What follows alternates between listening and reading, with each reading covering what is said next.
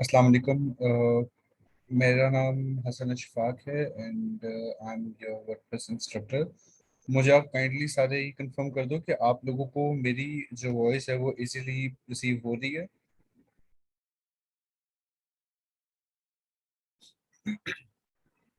Alright, हमारे पास अभी इस वक्त करंटली जो है except me we are with like 8 participants except me.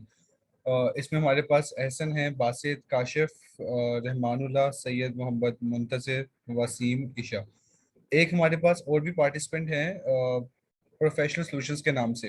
I don't know ये कौन है, इनका नाम क्या है। सो काइंडली मुझे जो है ना, ये जो प्रोफेशनल सॉल्यूशंस के नाम से जिसका भी ये अकाउंट है, मुझे अपना नाम जो है वो यहाँ पे पिन करें। डेट हु इज ही और शी। क्योंकि अब हम क्लास स्टार्ट करेंगे, मैं आप लोगों को कुछ मज़ेदार सी चीज़ें बताऊंगा। Definitely we have to interact with one another. मैं पूछता जाऊंगा आप लोगों से साथ साथ, और साथ साथ आप लोगों को जो है वो उसको अनम्यूट कर दूंगा। ठीक है, ताकि हम लोग एक दूसरे से, जो हमारा पर्पस है कि क्वेश्चन आंसर्स करके अपने किसी भी जो भी प्रॉब्लम होगा उसके सोल्यूशन तक उसको फाइंड आउट, मतलब उसका सोल्यूशन फाइंड आउट कर लें। So without wasting any single minute, let's get started. ठीक है। अच्छा सॉरी, रहमतुल्लाह खान है ये, सॉरी रहमतुल्लाह खान, आई थॉट कि ये रहमान था नाम शायद। ठीक है। अच्छा, जो ये प्रोफेशनल सॉल्यूशंस के नाम से जो भी अकाउंट है, इसका बस मुझे कंफर्म कर दें कि ये पर्टिकुलर इन पार्टिसिपेंट का नाम क्या है।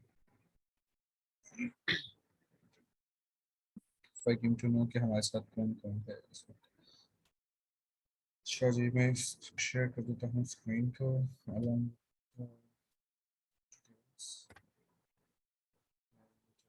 Share screen.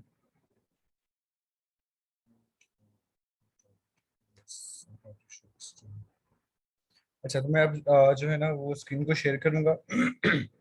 वर्डप्रेस का थोड़ा सा इंट्रो दूंगा आप सारों को, और उसके बाद इंट्रो देने के बाद हम लोग जो है वो वर्डप्रेस के ऊपर कुछ मेजर चीज़ों को डिस्कस करेंगे। इसके अंदर मैं थोड़ा सा आप लोगों को फ्रीलांसिंग और ब्रांड मैनेजमेंट, जो कि थोड़ा सा लिंक होगा एंटरप्रेन्योरशिप के साथ, उसको डिस्कस करूंगा, ताकि आप लोग जो कोर्स कर रहे हो एटलीस्ट उसका आप लोगों को आगे इन फ्यूचर बेनिफिट भी जो है वो मिले। सो अच्छा, रहमत का एक क्वेश्चन है। राइट रहमत, मैंने आपको अनम्यूट के लिए कहा है, आप अनम्यूट कर दो, देन क्वेश्चन आंसर्स भी स्टार्ट कर देते हैं।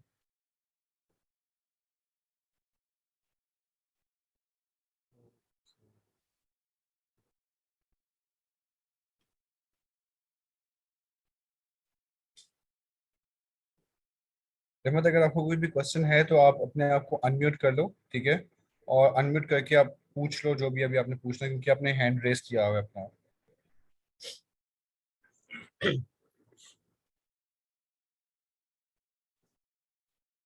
राइट, मैं अब स्टार्ट कर रहा हूँ सेशन को।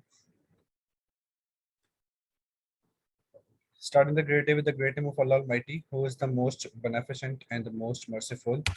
Without wasting a single time, हम लोग single minute, हम लोग अब चीज़ों को डिस्कस करेंगे कि हम लोग वर्डप्रेस होती क्या है, हम लोग वर्डप्रेस को चूज़ क्यों करते हैं, और हम लोग वर्डप्रेस के ऊपर ज़्यादा फिजिबिलिटी क्यों फील करते हैं, जबकि हमारे पास इतनी जो है वो वेबसाइट्स अवेलेबल होती हैं। तो हम लोग क्यों सिर्फ वर्डप्रेस को ही प्रायोरिटी देते हैं, वाई वर्डप्रेस, हम लोग किसी और चीज़ को इतनी प्रायोरिटी क्यों नहीं दे सकते।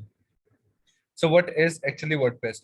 वर्डप्रेस बेसिकली एक ओपन सोर्स वेबसाइट प्लेटफॉर्म है। ये सिर्फ डिजाइन की जाती है उन लोगों के लिए कि जो जिनको कोडिंग में इतना डिटेल इंटरेस्ट नहीं होता। ये एक वेबसाइट कंटेंट मैनेजमेंट सिस्टम है। अगर फॉर एन इंस्टेंस आप में से कुछ मेडिकल के स्टूडेंट्स हैं, कुछ आप में से इंटर के स्टूडेंट्स हैं, या कुछ आप लोग में से आईसीएस के स्टूडेंट्स हैं या आईकॉम के स्टूडेंट्स हैं, उनका इंटरेस्ट है कि वो कुछ वेबसाइट पे कुछ अपना अपनी प्रोफाइल बनाएं, अपना कुछ भी एंटर करें, तो यस वो कर सकते हैं, बिल्कुल इस चीज़ पे कर सकते हैं। उसके लिए उन लोगों की फिजिबिलिटी के लिए ही वर्डप्रेस जैसी एक जो सीएमएस सिस्टम है वो डिजाइन किया गया था। That system designed in a sense of like kind of blogging tool in 2003। और ये इसकी जो भी प्रोग्रामिंग है वो हुई है पीएचपी के ऊपर, ठीक है। हमारे पास इसकी जो बैकएंड लैंग्वेज है वो है पीएचपी। पीएचपी हमारे पास एक लैंग्वेज सिस्टम है, जैसे एचटीएमएल होती है, सीएसएस होती है, जावास्क्रिप्ट होती है, बूटस्ट्रैप होती है, वैसे ही हमारे पास पीएचपी भी एक प्रोग्रामिंग लैंग्वेज है। PHP प्रोग्रामिंग लैंग्वेज बैकएंड पे होती है, वो कोडिंग हो रही होती है। जब आप फ्रंट एंड पे कुछ भी एडिटिंग कर रहे हो, फॉर एन इंस्टेंस अगर ये वर्डप्रेस लिखा हुआ है, तो अगर ये वर्डप्रेस लिखा हुआ, अगर आप कहते हो कि यहाँ पे वर्डप्रेस नहीं, यहाँ पे कुछ और लिखा जाए, यहाँ पे वर्ड ब्लॉगिंग टूल लिखा जाए या वर्ड पैड लिखा जाए, तो वो जो वर्ड पैड होगा आप करोगे तो बिल्कुल फ्रंट एंड पे अपनी फिजिबिलिटी के साथ, कंप्यूटर के साथ इंटरेक्शन करोगे वर्ड पैड। लेकिन बैकएंड के ऊपर वही वर्ड पैड एक कोडिंग के फॉर्म में चेंज हो रहा होगा, उसके ऊपर डिफरेंट कमांड्स चल रही होंगी, कंप्यूटर की लैंग्वेज चल रही होगी। सो वर्डप्रेस से आपको ये बेनिफिट होता है कि आपको उन कमांड्स को याद करने की जरूरत नहीं पड़ती। आप बिल्कुल अपनी, जो आप लोगों ने एक बचपन से लेके टिल योर जो भी आपकी एज है, आपने वहां तक जो भी कुछ एक इंग्लिश लैंग्वेज में सीखा होता है, आपने वही उसी अपनी स्किल्स को, एबिलिटी को यूज करते हुए आपने उसके अंदर एडिटिंग या क्रिएशन करनी होती है। उसके अलावा वर्डप्रेस को जो है वो 59.1% यानी कि 2016 की फेब तक जो रिपोर्ट आई थी वो ये थी कि हमारे पास जो ज्यादातर वेबसाइट्स हैं वो 60% वेबसाइट ऐसी हैं जो वर्डप्रेस की बेस्ड हैं, वर्डप्रेस के ऊपर बेस्ड हैं। ये 2016 की रिपोर्ट है। 2016 के अंदर अगर देखा जाए तो इतना ज्यादा ऑनलाइन बिजनेस नहीं था, क्योंकि उस वक्त कोविड नहीं था, ऑनलाइन लोगों की इतनी अपियरेंस नहीं थी, तो ऑनलाइन इतना मार्केट में बिजनेस नहीं था। बट नाउ हमारे पास जो बिजनेस है वो बहुत ज्यादा है, जिसकी वजह से अब हमारे पास जो मार्केट में, हमारे पास अगर ऑनलाइन में वेबसाइट्स की बात करूं, तो पूरी दुनिया में जो टोटल वेबसाइट्स हैं वो राउंड अबाउट 200 करोड़ हैं। और 200 करोड़ का मतलब होता है कि बेशुमार, जिसमें आपकी जब एक वेबसाइट क्रिएट होती है तो आपकी एग्जिस्टेंट वो 200 करोड़ के लास्ट में समहाउ कहीं पे होती है। और जब आप पाकिस्तान की, अगर मैं बात करता हूँ, क्योंकि अगर आप में से मेजोरिटी पाकिस्तान की ही है, तो अगर मैं पाकिस्तान की बात करता हूँ, तो पाकिस्तान में वही वेबसाइट्स तकरीबन, आप ये कह लो कि टोटल जो वर्ड ये वेबसाइट्स हैं वो 20 to 30 करोड़ तक वेबसाइट्स पाकिस्तान में है सिर्फ। तो अगर 20 to 30 करोड़ वेबसाइट्स पाकिस्तान में हैं, तो आपकी अपीयरेंस पाकिस्तान में किस तरह से शो होगी, आप अपीयरेंस किस तरह से अपनी पाकिस्तान में लेके आओगे, उसमें आप अपना रोल प्ले, उसमें जो रोल सबसे ज्यादा प्ले होता है वो फिर होता है एसईओ का, कंटेंट का, आपके ग्राफिक्स का, आपकी यूआई यूएक्स का, आपकी क्रिएशन का, आपके आपके डिजाइनिंग का सारा कंसर्न होता है, आपकी लोडिंग स्पीड का भी इसमें कंसर्न होता है, मतलब आपकी वेबसाइट है वो कितने ज्यादा फास्ट स्पीड के साथ ओपन होती है। सो इसमें यहाँ पे ये कंसर्न आते हैं। उसके अलावा 22% जो डोमेन्स थी यूएस के अंदर, वो वर्डप्रेस के लिए ही रन की जा रही थी, मतलब 22% डोमेन्स वर्डप्रेस को रन करवा रही थी। और राउंड अबाउट 15 करोड़ 8 जो थी, वो पूरे जो एंटायर वेब के ऊपर वो वर्डप्रेस के उसका एक हजूम, मतलब आप ये कह लो कि वर्डप्रेस ने जो ऑक्यूपेशन थी, वर्डप्रेस की जो उस वक्त ऑक्यूपेशन थी वो थी 15 करोड़ 8 लाख 86,000। और अब जो इसकी एक वो है एक यूजेज है, वो डेफिनेटली आपको आइडिया होगा कि बहुत ज्यादा बढ़ चुका हुआ है। हमारे पास बहुत सारी फेमस वेबसाइट्स हैं, लाइक न्यूयॉर्क ऑब्जर्वर है, टाइम्स न्यूयॉर्क है, सीएनएन है, उसके अलावा यूएसए टुडे है, NBC CBS Local, TechCrunch है, fortune.com, time.com, नेशनल पोस्ट, ठीक है, स्पॉटिफाई, इवन के जो स्पॉटिफाई भी है हमारे पास, ये भी सारी उसके ऊपर वर्डप्रेस के ऊपर ही डिजाइन है। सो मीनवाइल के वर्डप्रेस की इतनी ज्यादा इंपॉर्टेंस है कि आपको डिपेंडेंट नहीं होना पड़ता किसी के ऊपर। अब वर्डप्रेस में भी आगे कैटेगरीज होती हैं, एक वर्डप्रेस डॉट कॉम होता है तो दूसरा WordPress dot O R G होता है। अब कंसर्न ये आता है कि आपको क्या चूज करना है। अच्छा वसीम, आपका कंसर्न है कि आवाज नहीं आ रही, मुझे कंफर्म करें कि आप लोगों को अब आवाज आ रही है। Alright, somebody has his thumbs up, ठीक है। ऑलराइट, उसके बाद अब हम मेन बात करते हैं what is actually WordPress, what is different between WordPress dot com and dot O R G, क्योंकि हमारे पास वर्डप्रेस डॉट कॉम और डॉट ओ आर जी एक मेजर कंसर्न रखते हैं। जो हमारे पास वर्डप्रेस डॉट कॉम है और जो डॉट ओ आर जी, वो ये है कि डॉट कॉम हमारी कमर्शियल साइट है, ठीक है। एक मिनट बस। ऑलराइट, अच्छा, वर्डप्रेस जो डॉट कॉम है ये हमारे पास एक कमर्शियल साइट है, जहाँ पे आपका मतलब आप एक फ्री डोमेन भी ले सकते हो, यहाँ पे आपको फ्री डोमेन मिल जाती है, लेकिन यहाँ पे लिमिटेशंस होती हैं। आप, एक होता है कि आप ओपनली आप प्ले करते हो मार्केट में, आप यहाँ पे ओपनली प्ले नहीं कर सकते। अगर आप ओपनली प्ले कर सकते होते तो फिर वर्डप्रेस डॉट कॉम और डॉट ओआरजी में फर्क नहीं होता। अभी वर्डप्रेस डॉट कॉम में आप ओपनली प्ले नहीं कर सकते, क्योंकि उसके ऊपर कुछ लिमिटेशंस आती हैं, कुछ बाउंड्रीज आती हैं, वो मैं अगली स्लाइड में आपको दिखाऊंगा भी कि हमारे पास उसमें क्या लिमिटेशंस हैं और क्या बाउंड्रीज हैं। उसके अलावा वर्डप्रेस डॉट कॉम में आपके पास कस्टम प्लगइन्स नहीं होते हैं, लिमिटेड आपके पास स्टोरेज होती है, लिमिटेड स्पेस होती है, लिमिटेड से आपके पास कंट्रोल होता है, एफटीपी प्रोटोकॉल नहीं होता। ठीक है, आप एड्स को आपको रिमूव खुद से करना पड़ता है। ठीक है, अब फॉर एग्जांपल आपने एसईओ करनी है, एसईओ के लिए आप कहते हो कि यार मुझे ना ये एसईओ जो योस्ट है, ठीक है, मैंने ये वाला प्लगइन करता हूँ, इससे मुझे बहुत बेनिफिट होने वाला है, मैं इससे अच्छा कर लूंगा। लेकिन पॉसिबिलिटी है कि वर्डप्रेस.com उस प्लगइन को अलाउ ही ना करें इंस्टॉल करने के लिए। फिर आपको क्या करना पड़ेगा, आपको वर्डप्रेस का जो एक गिवन वो प्लगइन होगा आपको वो यूज करना पड़ेगा। इसलिए ज्यादातर जो यूज होती है वो वर्डप्रेस.com की जगह .org यूज होती है, क्योंकि .org आपको फुल हैंड प्रोवाइड करती है कि यार आपने जो करना है, आपने जिस तरह से आगे इसको कंटिन्यू करना है, आप उसको वैसे कंटिन्यू कर सकते हो। ठीक है, उसके बाद इसके ऊपर आपकी इतनी लिमिटेशंस नहीं होती .org के ऊपर, एक्सपर्टीज ज्यादा होती हैं, लेकिन यहाँ पे आपको सेटअप रिक्वायर्ड होता है। जब आपके पास कोई अक्सर ऐसी चीजें होती हैं कि आपको पॉसिबिलिटी है, इट इज पॉसिबल कि आपको वहां पे डेवलपर हायर करना पड़ जाए, WordPress dot O R G में भी और डॉट कॉम में भी। लेकिन डॉट कॉम में जो वर्डप्रेस वो जो आप डेवलपर हायर करोगे वो उसकी अपडेशंस के लिए आप हायर करोगे, जबकि जो डॉट ओ आर जी है उसमें आप उसकी सिक्योरिंग के लिए डेवलपर्स को हायर करते हो कि यार मुझे इसको इसकी बैकएंड पे कोडिंग में प्लगइन्स के अंदर ऐसे कस्टम प्लगइन्स ऐड करवाने हैं या खुद से डिजाइन कस्टम प्लगइन्स ऐड करवाने हैं, तो वो मुझे ऐड करवाने के लिए तुम्हारी जरूरत है। तो वो आएगा आपके पास, खुद से एक प्लगइन डिजाइन करेगा और उसमें ऐड कर देगा जो सिक्योरिटी को मजीद इन्हांस कर देगा। सो कस्टम प्लगइन्स के लिए फिर आपको एक पॉसिबिलिटी है कि आपको डेवलपर की जरूरत पड़े, लेकिन ज्यादा चांसेस में पड़ती नहीं जरूरत, क्योंकि आपका काम ही इतना, वो प्लगइन्स आपके पास ऑप्शंस होती हैं कि आपको उसकी जरूरत ही नहीं पड़ती है। ऑलराइट, सो उसके बाद हमारे पास आ जाती है कि what why is WordPress a good choice for small businesses. Definitely हमारे माइंड में कंसर्न आता है कि हम लोग मतलब कोडिंग क्यों नहीं करते, कोडिंग की स्पीड भी अच्छी होती है, कोडिंग करने का मसला नहीं होता। द कंसर्न इज कि अगर आप जब कोडिंग करते हो तो वो आपका एक टाइम ड्यूरेशन, आपकी एक अवेलेबिलिटी वो बहुत ज्यादा ले लेती है। For example, for an instance, आपको कहा जाता है कि आपने एक वेबसाइट बनानी है, वेबसाइट के अंदर 6 पेजेस होने चाहिए, home, contact us, about us, information, blog and events, ये 6 पेजेस होने चाहिए। अब आप अगर ये 6 पेजेस डिजाइन करने में लग जाओगे कोडिंग के ऊपर तो आपको टाइम लगेगा, क्योंकि आपने बिल्कुल जीरो से हेड की कमांड देनी होगी, बॉडी के अंदर कमांड्स देनी होगी, उसके अंदर डिव होंगे, टैग्स होंगे, ब्रेकिंग टैग्स होंगे, एलिमेंट्स होंगे, डिफरेंट कमांड्स होंगी, सीएसएस होगी, तो आप वहां पे आके आपको टाइम लग जाएगा। और सेकेंडली, अगर आप वहां पे अगर कोई भी एक कोमे का भी एक छोटा सा कोमा कहीं पे इररिलेवेंट जगह पे लगा देते हो, तो वो छोटा सा जो एक कोमा होगा या फुल स्टॉप होगा, वो आपकी पूरी की पूरी वेबसाइट को रिस्पॉन्सिव से इररिस्पॉन्सिव कर देगा। जिसके बाद क्या होगा, आपके लिए मजीद थोड़ी सी मसले आएंगे कि आप इसको कैसे आगे इसको ठीक करूँ, क्योंकि मोस्टली क्या होता है, ये एरर आ जाए तो पकड़ा जाता नहीं है, और अगर पकड़ा जाए तो वो टाइम बहुत ज्यादा लेता है।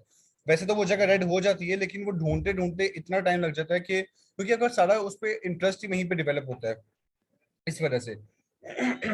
सो वर्डप्रेस को हम लोग इसीलिए चूज करते हैं, एक तो ये फ्री भी होती है, दूसरी इजी टू लर्न होती है, सिक्योर भी होती है, एसईओ फ्रेंडली भी होती है, और दूसरा आप इसको जितना चाहो एक्सटेंड कर सकते हो। और तीसरी चीज, वैसे तो यहाँ पे 6 पॉइंट लिखे, मैंने समराइज करके आपको बता दिया। तीसरी चीज ये है कि ये मोबाइल फ्रेंडली होती है, यूजर फ्रेंडली होती है। आपको इसमें पर्टिकुलरली रिस्पॉन्सिव नहीं करना पड़ता, जबकि आपको उसमें जो कोडिंग होती है उसमें आपको कमांड देके उसको रिस्पॉन्सिव बनाना पड़ता है। मीडिया की कमांड देके आपको मीडिया का साइज देना होता है कि इतने से इतने तक अगर डिवाइस का साइज है तो इसको इतना रिस्पॉन्सिव करना है। तो वर्डप्रेस के अंदर आपको कमांड देने की जरूरत नहीं पड़ती। हमारे पास एक कंसर्न आया है अब्दुल समद का। सो अब्दुल समद, मैंने आपको अनम्यूट की रिक्वेस्ट भेजी है, अब मुझे बताओ क्या आपका, अपने आप को अनम्यूट कर लो, आप मुझे बता दो कि आपका क्या कंसर्न आ रहा है। ऑलराइट, जब आप का ये हो जाए, म्यूट खत्म हो जाए, तो आप मुझे बता देना। अच्छा जी, तो मैं बात कर रहा था वर्डप्रेस क्यों हमारे पास एक राइट बिजनेस है। अब मैं कंपैरिजन चार्ट की बात करूंगा WordPress dot O R G और डॉट कॉम के ऊपर, कि दोनों में फर्क क्या है। अब ई कॉमर्स जो स्टोर है, ई कॉमर्स की फंक्शनलिटी जो है वो डॉट ओ आर जी के ऊपर वो आपको प्लगइन्स अलाउ करता है, जबकि डॉट कॉम आपको फंक्शनली वो एग्जिस्ट करता ही नहीं है, मतलब आप उसके ऊपर फंक्शनली उसको कंटिन्यू नहीं कर सकते। राइट, अब्दुल का कंसर्न था जी। अब्दुल बताओ आपका क्या कंसर्न आ रहा है। सर मैंने सिर्फ एक ही क्लास अटेंड किया है। बाकी पहले हफ्ते के बाद बाजोड़ में इंटरनेट इशू है, इंटरनेट मुकम्मल तौर पर बंद है। तो मैंने कोई भी क्लास अटेंड नहीं किया। अब मुझे, मैं वही जो रिकॉर्डेड लेसन है वो किस तरह डाउनलोड कर लूँ और बाकी की मीटिंग्स किस तरह अटेंड करूँगा? अच्छा, इसमें ये है, आपको आवाज आ रही मेरी? ये सर। अच्छा, इसमें बेसिकली कंसर्न ये है कि लेक्चर्स तो आप डाउनलोड नहीं कर पाओगे क्योंकि वो मैनेजमेंट की तरफ से अलाउ ही नहीं है। ये ना ही उन्होंने लेक्चर्स की डाउनलोड के लिए कुछ भी रखा हुआ है। आप ये कर सकते हो कि आपके पास जब भी नेट अवेलेबल होता है, क्योंकि लेक्चर्स रिकॉर्डेड फॉर्म में है, आप उसको 3 मंथ्स की तो आपके पास ड्यूरेशन होती है, आप उसकी तैयारी कर सकते हो। उसके बाद प्रोजेक्ट और गैट वगैरह होता है तो उसका टाइम एक्सटेंड हो जाता है। तो आप उसको जब आपके पास नेट की अवेलेबिलिटी हो तो आप तब लेक्चर्स को इजीली सुन सकते हो, क्योंकि 3 मंथ्स है आपके पास, राउंड अबाउट 91 डेज। तो आप 91 डेज में जब जैसे चाहो देख सकते हो, उसको सुन सकते हो। ठीक है। लेकिन सर जो लाइव सेशंस होती है तकरीबन 2-3 एसएमएस मुझे रिसीव हुई थे, तो वही बिल्कुल। लेसन्स मैंने जब देख लिए तो वो रिकॉर्डेड मैंने ही थे। अच्छा, आपको वर्डप्रेस के, अच्छा, लास्ट टाइम जो वर्डप्रेस का एक सेशन हुआ था वो बीच में ही रह गया था क्योंकि कुछ नेट की डिस्टर्बेंस चल रही थी उन दिनों भी। और जिसकी वजह से अनअवेलेबिलिटी की वजह से भी रिकॉर्ड जो सेशन था लास्ट टाइम वो कंप्लीट नहीं हुआ था। उससे पहले जो सेशन हुआ था वो उसमें मैंने रिकॉर्ड करके दे दिया था, लेकिन मुझे कंफर्म नहीं पता कि मैनेजमेंट ने उसको अपलोड किया है कि नहीं किया। लेकिन मोस्टली सेशंस जो हैं वो एलएमएस के ऊपर रिकॉर्ड अपलोड हो जाते हैं। नहीं तो आप यूट्यूब के ऊपर जाके पीएफटीपी का चैनल ओपन करोगे तो वहां पे आप वहां पे लिख देना कि जूम सेशन ऑफ वर्डप्रेस। तो अगर वहां पे कोई सेशन अपलोडेड होगा तो आपको वहां पे वो शो कर देंगे। ठीक है। Okay sir, thank you. कोई मसला नहीं। ओके। अच्छा जी, तो हम लोग बात कर रहे थे कि .org.com के ऊपर। ई कॉमर्स जो है वो .org और .com में किस तरह से मेंटेन, मतलब खुद में जाती है। हमारे पास सबसे मैंने बात करूंगा .com की, उसके बाद बात करूंगा .org की। जो ई कॉमर्स है वो फंक्शनली तो एग्जिस्ट करती ही नहीं .com में, मतलब आप ई कॉमर्स की इसको स्टैब्लिश करना चाहो प्लगइन्स के थ्रू तो वो नहीं कर सकते आप वर्डप्रेस के अंदर। दूसरी चीज ये है कि आपके अंदर जो इसमें मेंटेनेंस है WP थीम्स की और प्लगइन्स की वगैरह की, वो सारी मेंटेनेंस ऑलरेडी इसमें हो रही होती है .com में। आपको जरूरत नहीं पड़ती किसी भी डेवलपर को हायर करने की, जैसे मैंने पहले बात की थी कि इसमें आपको मेंटेनेंस की इतनी रिक्वायरमेंट नहीं होगी। तीसरी चीज था कस्टमाइज लुक और फंक्शनैलिटी। तो इसमें आप कोई कस्टम थीम भी अपलोड नहीं कर सकते हो, ना ही इसमें कस्टम प्लगइन्स आप ऐड कर सकते हो। मतलब कस्टम थीम का और प्लगइन का मतलब ये होता है कि आपको, आप कहते हो कि यार मुझे खुद से, मेरा एक माइंड सेट है कि यार मैंने इस तरह से अपनी वेबसाइट डिजाइन करनी है, और आपका एक माइंड भी है, आप उस तरह से डिजाइन करना चाहते हो। लेकिन ये होगा ये कि आपके पास वहां पे ऑप्शन ही नहीं आएगी, .com वाले ऑप्शन देते ही नहीं कि आप कस्टम कोई चीज भी उसको अपलोड कर सको या अपडेट कर सको। लिहाजा वो सारा कुछ आपका वेस्ट होगा। उसके अलावा इसमें आपके पास लिमिटेड अमाउंट होती है।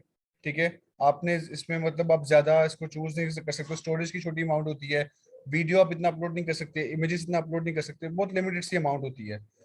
उसके अलावा आपके पास जो कस्टम वेब यूआरएल होता है वो आपको इसी की .com की ही डोमेन लेनी पड़ती है। वो आप ये नहीं कह सकते, जैसे भी आपके पास .org में तो होता है ना कि आपने कोई भी डोमेन ले ली, गोडैडी की डोमेन होस्टिंग ले ली, या ब्लू होस्ट की ले ली, इजी होस्ट की ले ली, या किसी की भी ले ली। यहाँ पे .com में तो ऐसा कुछ भी नहीं। .com में आपको उसी की ही होस्टिंग लेनी पड़ेगी, डोमेन होस्टिंग लेनी पड़ेगी। उसके अलावा इतना स्केलेबल नहीं है वर्डप्रेस .com, जबकि .org ज्यादा स्केलेबल है। आप उसको जितना चाहो स्केल कर सकते हो, उसको जितना चाहो उसके अंदर आप अपने आप को खुला, मतलब खुले मैदान होते तो आप उसको जितना चाहो उसमें खेल सकते हो।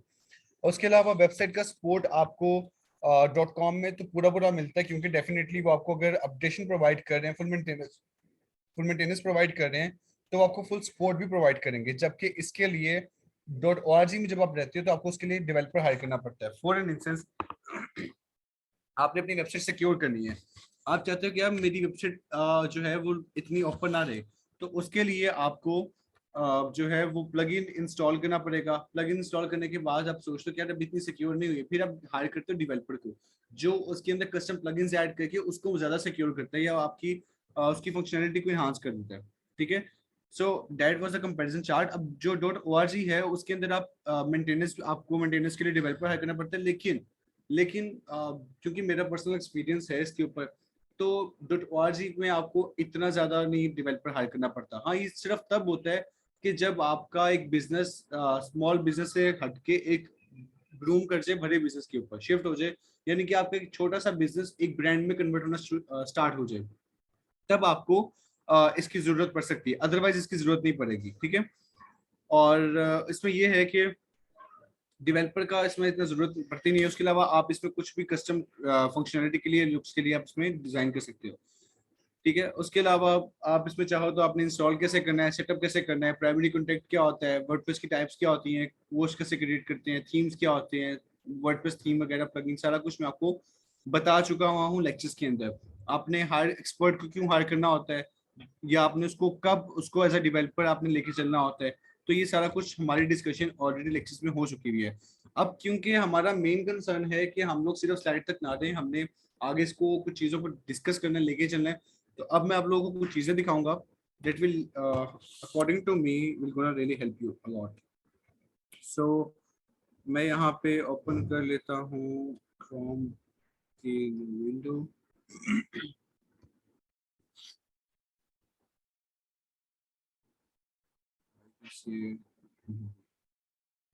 ठीक है, सबसे पहले तो मैं एक चीज कंफर्म करूं, अभी आप में से जितने भी पार्टिसिपेंट्स हैं, अगर इनमें से किसी का भी कंसर्न है, डू लेट मी नो कि आप लोगों का अभी भी ये कंसर्न आ रहा है या ये पीछे कंसर्न आ रहा है, क्योंकि मैं चाह रहा हूँ कि मैं अभी आपको कुछ ऐसी चीजें बताऊं कि जो आगे जाके माइट पॉसिबल, अभी आपको शायद वो कंफ्यूज लगे चीजें, लेकिन मुझे लगता नहीं कि वो कंफ्यूज करेंगे। लेकिन अगर आपका अभी भी कोई कंसर्न है किसी भी मेंबर का, तो do let me no, I try my best कि मैं उसका सोल्यूशन आप लोगों को बता ही दूं।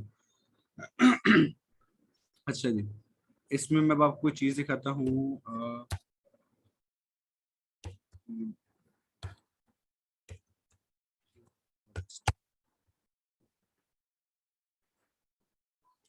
अभी देखें, इसका तो आप सबको आइडिया हो ही चुका होगा। इसमें हमारे पास जो सबसे बेहतरीन चीज होती है ना, जो बेहतरीन प्लगइन है, वो ये वाला प्लगइन है, एलिमेंटर। ये एक ऐसा प्लगइन है वर्डप्रेस के अंदर जो आपको इतना सपोर्ट प्रोवाइड करता है, इतना सपोर्ट प्रोवाइड करता है कि आपकी सोच होगी।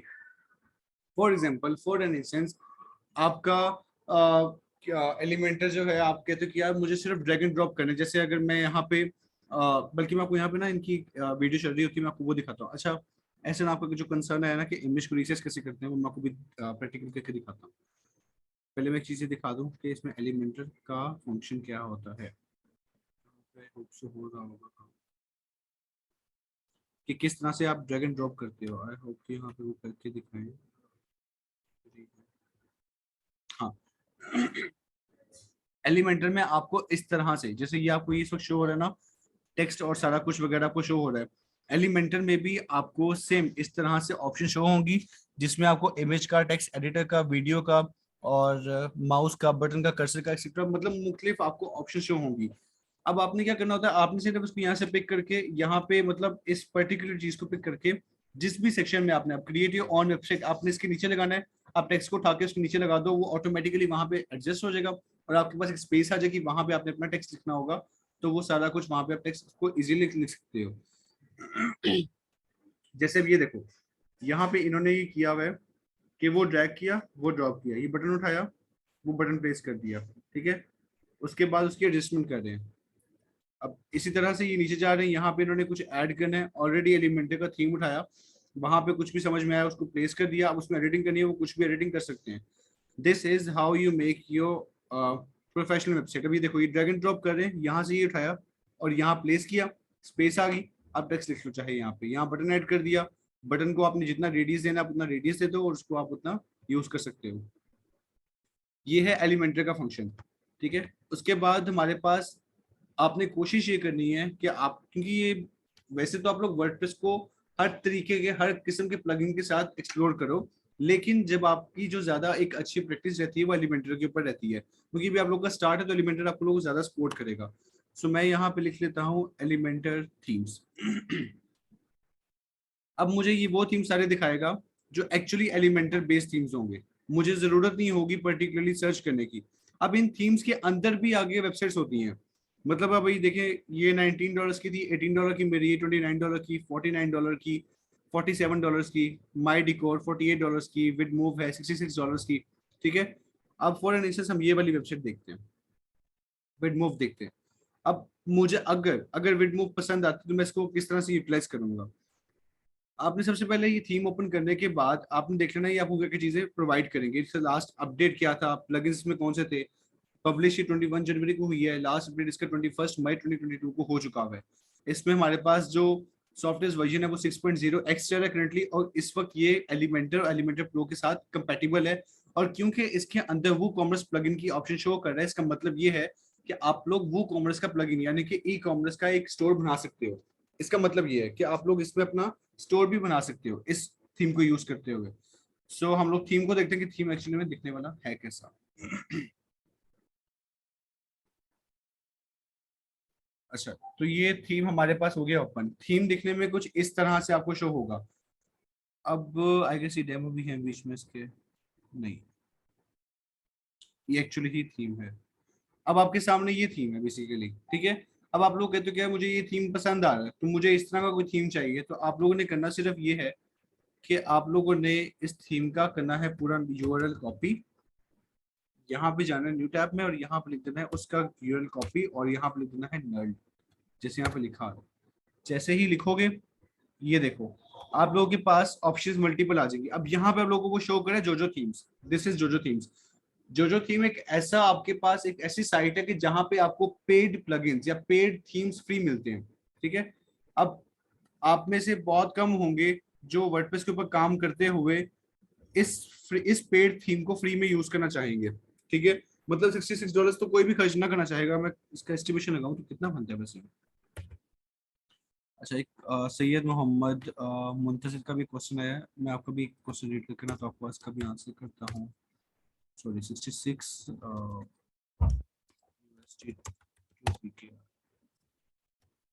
₹13,280 लगा लेते हैं। मतलब आप में से बहुत कम होंगे जो 13,280 सिर्फ एक थीम में लगाएंगे, और वो भी थीम बाद में पता नहीं क्लाइंट को पसंद आता है कि नहीं आता। सो कोई तो रिस्क लेने वाला है नहीं। ठीक है। सो इसलिए हम लोग उसको हम लोग नहीं परचेज करेंगे। इससे पहले मैं आपका क्वेश्चन थोड़ा सा पढ़ लिया हुआ है। मोहम्मद मुंतजी का क्वेश्चन ये है कि sir when I try to upload free theme and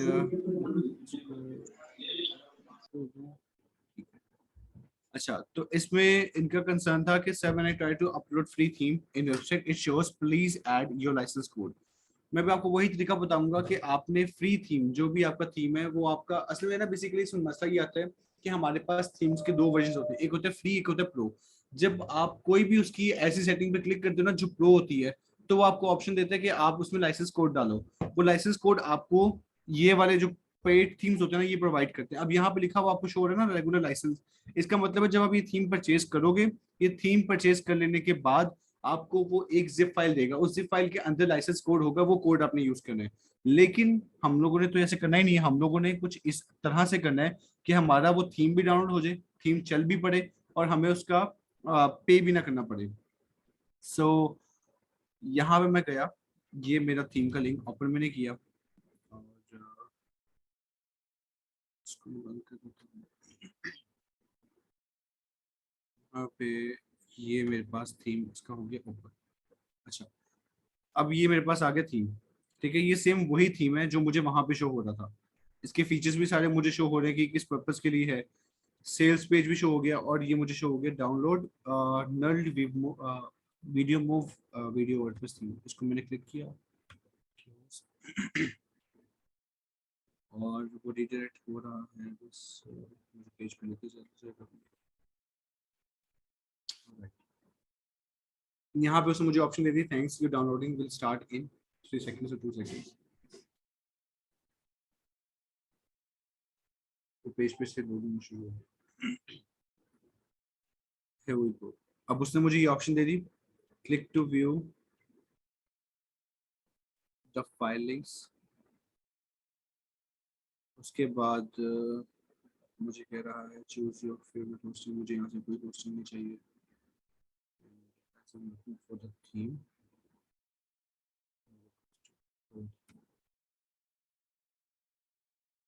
right, इसको हम लोग सीपी शेयर से करके देखें।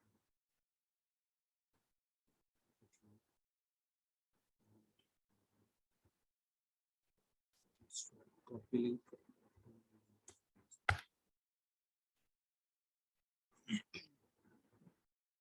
ये आ गया थीम का लिंक, और इसको यहाँ से बंद कर देता हूँ। यहाँ पे इसका बेहतरीन तरीके आप लोग ना यहाँ पे अपने लैपटॉप में या सिस्टम में डाउनलोड करवा के रख लो या एक्सटेंशन ऐड कर लो ऐड लोकल की, ताकि जितने भी इररिलेवेंट ऐड है ना वो आपकी ब्लॉक हो जाए। मैंने तो इस पर क्लिक किया, अभी देखें ये आप लोगों को शो हो रहा होगा कि मेरे पास डाउनलोड होना शुरू हो गया थी। अब मेरे पास ये थीम डाउनलोड हो गया। अब सबसे ज्यादा आप लोगों का ना एक जो इशू आता है, वो जो मेजर इशू है, मैं आप लोगों को बताता हूँ आप लोगों का इशू आता क्या है। इस्लाम से मैं बिजी एट ऑफिस। जी बिल्कुल, मैंने ये इसका वालेकुम अस्सलाम एडमिनिस्ट्रेटर का मैसेज आया है, लेकिन मतलब हमारे एडमिनिस्ट्रेटर का नहीं है, नाम है ऐसा। तो मैंने रिकॉर्ड की ऑप्शन की भी, आप लोग को रिकॉर्डिंग मिल जाएगी इसकी।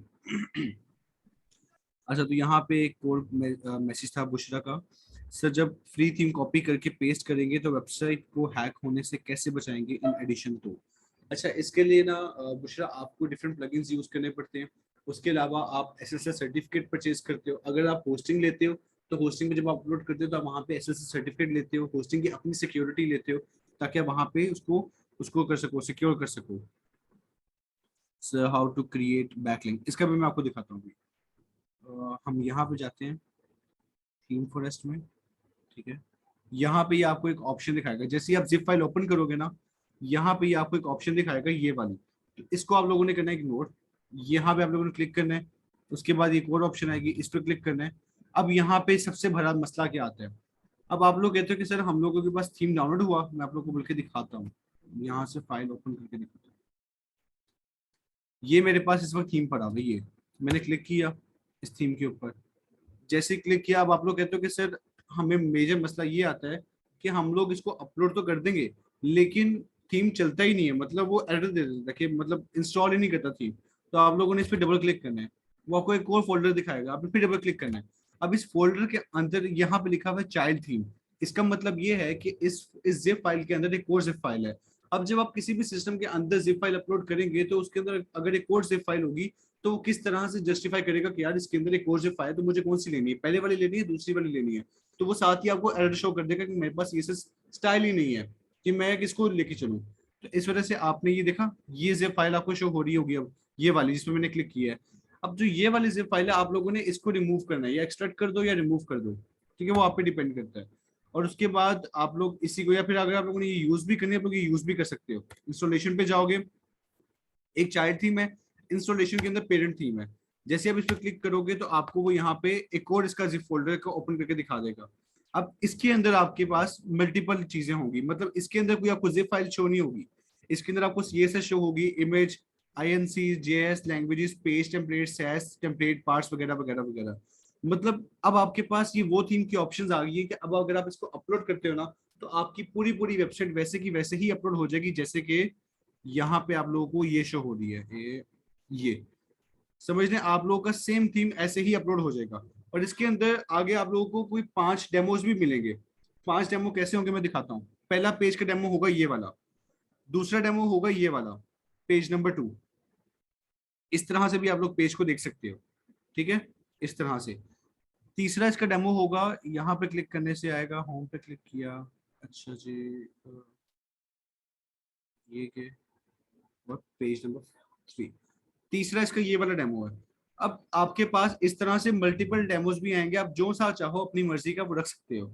अब इसमें एक चीज होती है कि थीम के अंदर जो टेम्पलेट होते हैं वो होते क्या हैं, मतलब थीम और टेम्पलेट में फर्क क्या होता है।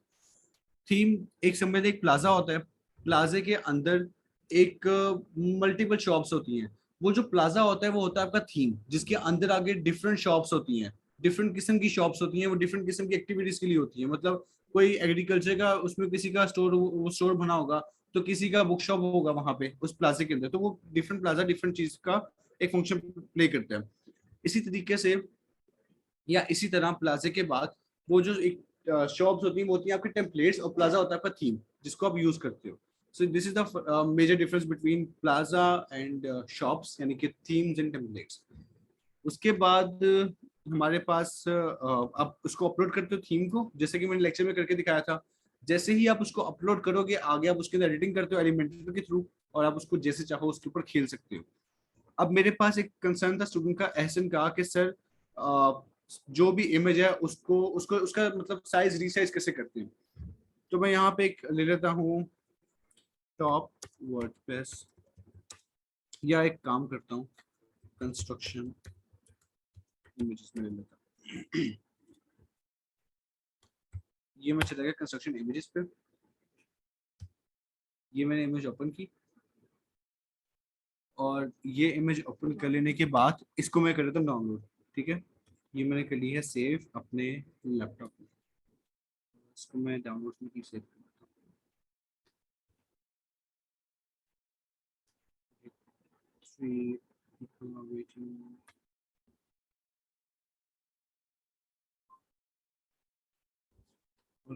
मैं इसको यहाँ पे सेव कर लेता हूँ। ये मेरे पास इमेज मेरी ओपन हो रही है। आई होप ऐसे ना आपको समझ में आ रहा होगा ये कंसर्न जो आपने रेज किया था। अब यहाँ पे आपका कंसर्न था कि सर मुझे अगर इसको साइज मतलब इसका रीसाइज करना है या मुझे एडिट करना है, मैं क्या करूँगा। तो आप लोगों ने जैसे ही इसको ओपन करना है, इसको अपने इमेज को, पर्टिकुलर इमेज को, तो आप लोगों ने यहाँ पे क्लिक करना है। ये 3 साइड बार्स आपको शो होंगी, इस पर क्लिक करना है। यहाँ पे लिखा हुआ है रीसाइज, इस पर क्लिक करना है। जैसे क्लिक करेंगे डिफाइन कस्टम डायमेंशंस, ठीक है, यहाँ पे वो अब आपको दिखा देगा एक्चुअल साइज क्या है इमेज का। आप लोगों ने मेंटेन एस्पेक्ट रेशियो को बंद कर देना है।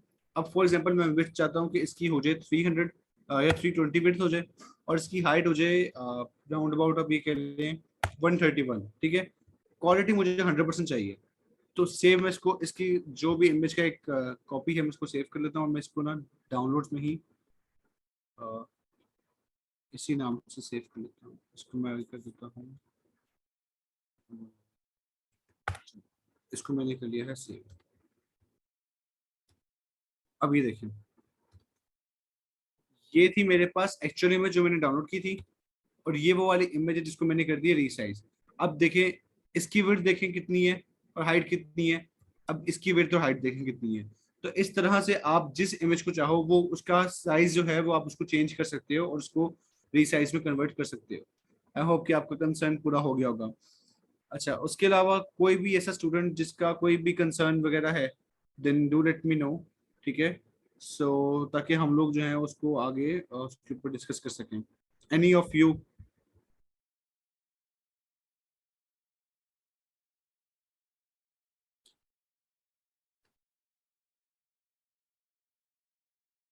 ऑल राइट,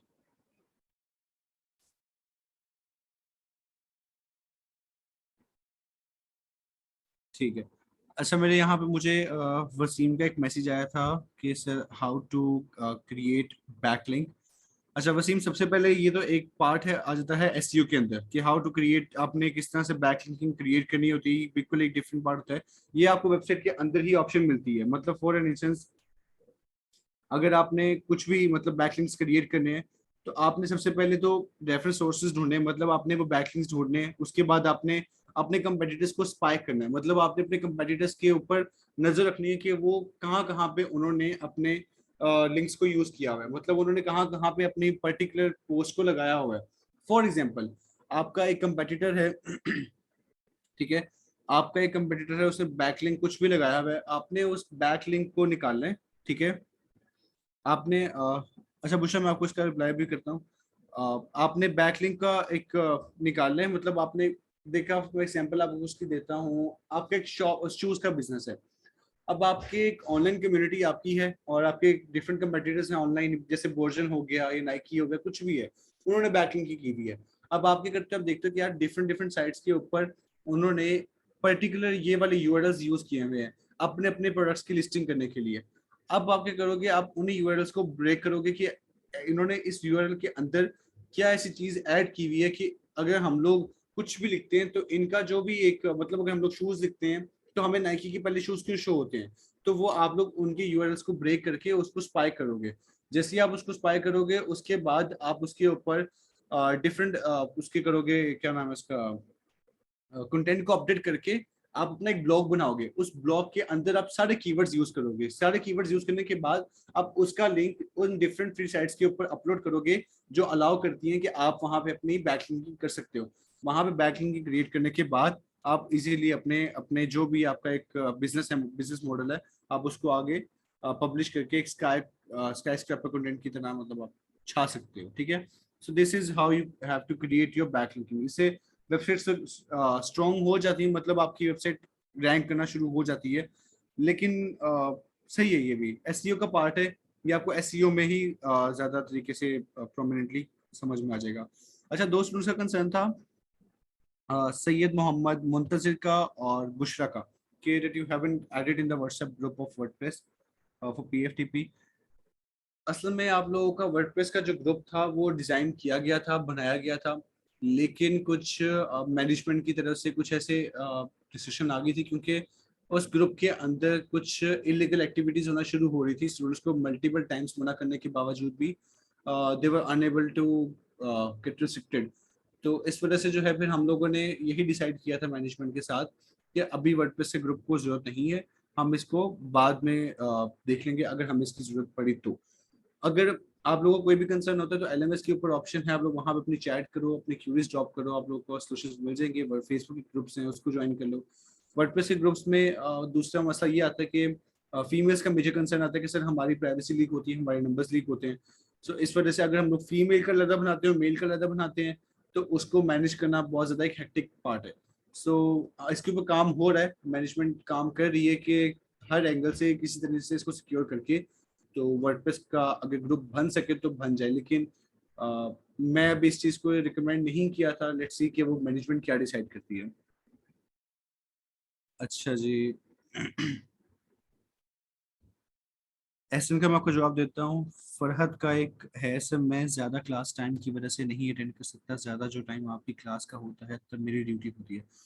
कोई बात नहीं फरहद, ये जो लेक्चर है, जो भी मैं अभी सेशन दे रहा हूँ, ये एक रिकॉर्डेड सेशन है। आपको इसके बाद रिकॉर्ड भी मिल जाएगा। मतलब रिकॉर्डेड का मतलब ये है कि मैं अभी इसको रिकॉर्ड भी साथ साथ लगाया हुआ है। आप लोग के जो भी कंसर्न्स होंगे, जो भी क्यूरीज होंगी, वो अभी आप लोग से पूछना चाहो तो पहले ही पूछ सकते हो। लेकिन ये है कि आफ्टर दिस सेशन अगर आप लोग उसको दोबारा से सुनना चाहते हो तो अपलोड हो जाएगा ये एमएस के ऊपर, ये यूट्यूब के ऊपर, फिर आप लोग उसको इजीली आगे पीछे जितना चाहो, जितनी दफा चाहो उतनी दफा सुन भी सकते हो। अच्छा, ऐसा ना आपका कंसर्न ये था कि एक्सट्रैक्ट ऑल और एक्सट्रैक्ट फाइल में फर्क क्या है। डेफिनेटली इसमें डिफरेंट है। इसमें डिफरेंस ये है कि मैं आपको इसका ना एग्जांपल देता हूँ। एग्जांपल इसकी कुछ इस तरह से है। आप मार्केट जाते हो और आपने कोई चीज परचेज की है, ठीक है। फॉर इंस्टेंस आप एक शर्ट परचेज करते हो। शर्ट की कॉस्ट है 1600 रुपीज। आपके पर्स में 1600 रुपीज है। तो आप अपने सारे पैसे निकाल के, मतलब अगर आपके पर्स में है ही 1600, तो आप अपने सारे पैसे निकाल के उस दुकानदार को दे दोगे और वो शर्ट उससे ले लोगे, ठीक है। लेकिन अगर आपके पास उसमें क्या नाम है उसका, अगर आपके पर्स में जो है वो पैसे हैं तकरीबन 2000, या आपके पर्स में पैसे हैं तकरीबन 2500, तो आप उसको सारे पैसे निकाल के नहीं दोगे। आप उसको दोगे अमाउंट, आप उसको स्पेसिफिक अमाउंट दोगे। वो आपकी अमाउंट कुछ भी होगी, मतलब 1600 भी दे सकते हो आप उससे बार्गेनिंग करके, आप उसको 1500 भी दे सकते हो, कुछ भी दे सकते हो। तो इस तरह से ये फर्क होता है एक्सट्रैक्ट ऑल में और एक्सट्रैक्ट फाइल्स में। मतलब एक्सट्रैक्ट ऑल का मतलब होता है कि जब आप जिप फाइल के अंदर जितनी भी फाइल्स है ना, वो सारी एक्सट्रैक्ट कर दो। मतलब जिप फाइल्स के अंदर जितने भी फोल्डर्स हैं वो सारों को एक्सट्रैक्ट कर दो। लाइसेंस का है, डॉक्यूमेंटेशन का है, जितना भी है उन सारों को आप एक्सट्रैक्ट कर दो। लेकिन अगर आप चाहते हो कि नहीं, मैं सिर्फ चाहता हूँ कि उस पर्टिकुलर जिप फाइल के अंदर जो दूसरी zip file parent zip file है, मैं वो चाहता हूँ कि मुझे वो चाहिए, तो उसके लिए फिर आप करते ये हो कि आप जो हो वो उसका फोल्डर पे क्लिक करते हो और उसको आप एक्सट्रैक्ट कर लेते हो, उसके आप ऊपर क्लिक करते हो, एक्सट्रैक्ट कर लेते हो। So this is the major difference between extract all या एक्सट्रैक्ट फाइल्स। अच्छा जी, उसके बाद वसीम का कंसर्न था सेल tell me about internal links and external links.